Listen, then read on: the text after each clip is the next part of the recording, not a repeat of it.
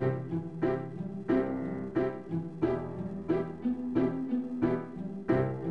was told that there were areas in the city known as food deserts where there was very little and sometimes no access to healthy food. Food deserts exist in lower income neighborhoods. The Apple Pushers chronicles the stories of several immigrant street vendors. These are street vendors that are bringing fruits and vegetables into the inner city where finding a bright red apple is a serious challenge and where obesity rates are skyrocketing.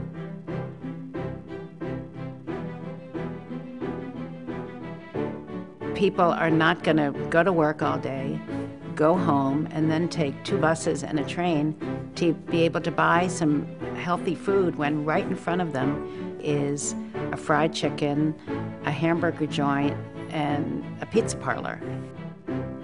So the film really touches the intersection of food deserts and obesity in the inner city and immigration.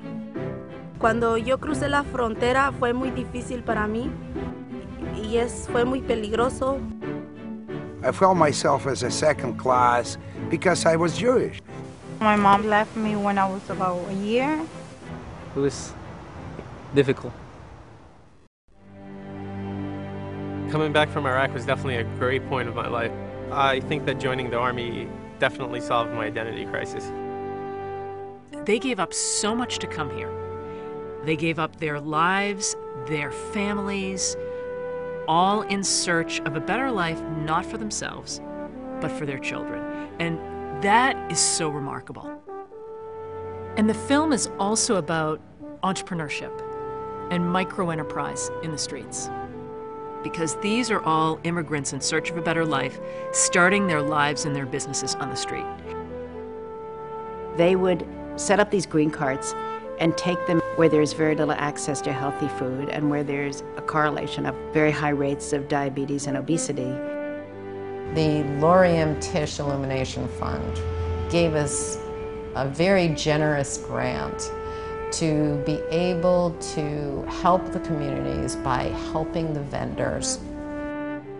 This was a very, very risky venture for a philanthropist, right? If you think about the conventional type of philanthropy, maybe you would give money to a museum and there would be an opening of a big exhibit that you helped fund.